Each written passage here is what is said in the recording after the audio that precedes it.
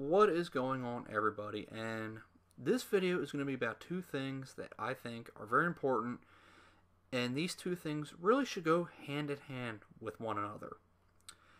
These two things are gaming reviews and trust. Now, what really made me want to make this video was something that recently happened, and that's recently getting attention and a buzz in our community. And I'll briefly go over it. Apparently, these two other YouTubers who were well known for being biased towards Microsoft and Xbox made reviews on the Order 1886 and other PlayStation games.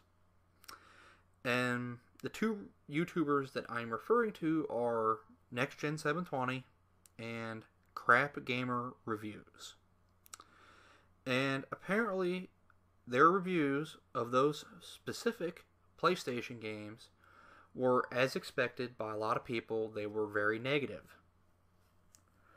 But a lot of people took it one step further and decided to do some investigating and come to find out that these YouTubers never even finished the Order 1886 before making their reviews. And in some cases, they didn't even play some of these other PlayStation games at all. As in, these games never appeared on their PlayStation or their PSN profile. But yet, they're making a review on the game.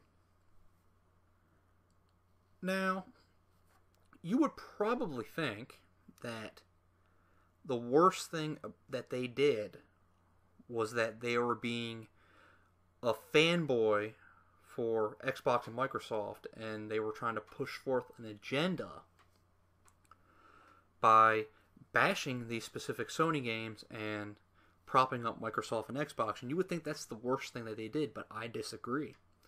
I wholeheartedly disagree. They did something much worse than that, in my opinion. But before I explain what that is, I will give a brief backstory to lead up to that. To me, it is no secret that corruption in gaming journalism has been around for quite some time. And with that corruption in gaming journalism has actually spawned forth a lot of gaming YouTubers who are putting forth their own reviews on games, because these major gaming websites like IGN, GameSpot, etc., a lot of people used to go to these websites to get information on certain games by watching and reading reviews.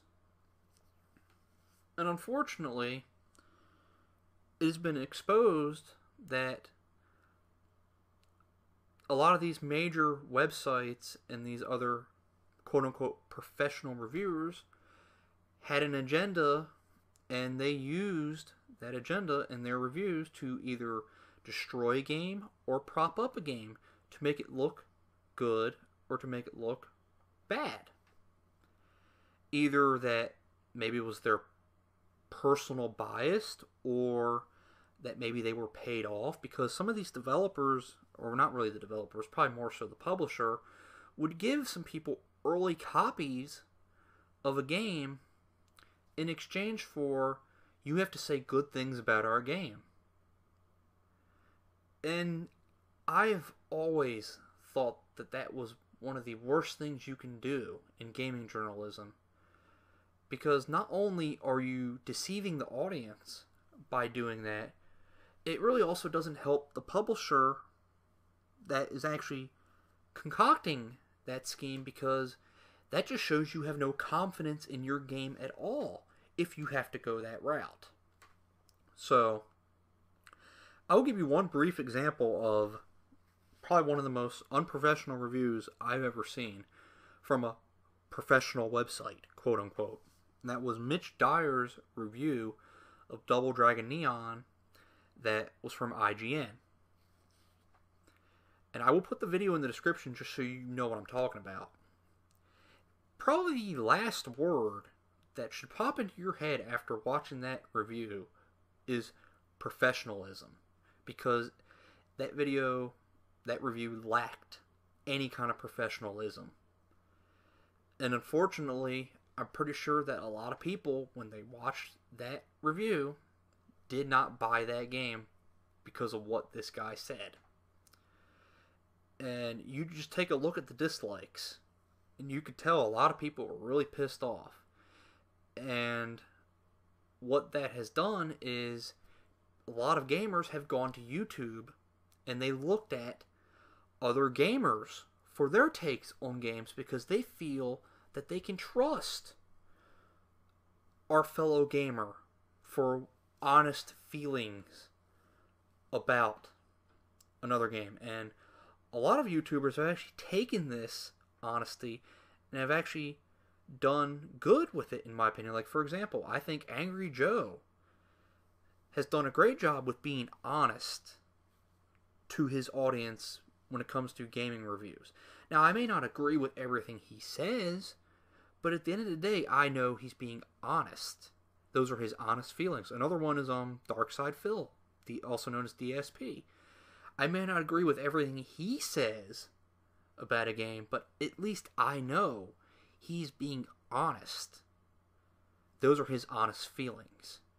And honesty is just so freaking important in my opinion, because when you're being honest with your audience, and you're being honest with, even if you don't make videos and you don't have an audience per se, you could just be honest with your fellow gamers just talking to them.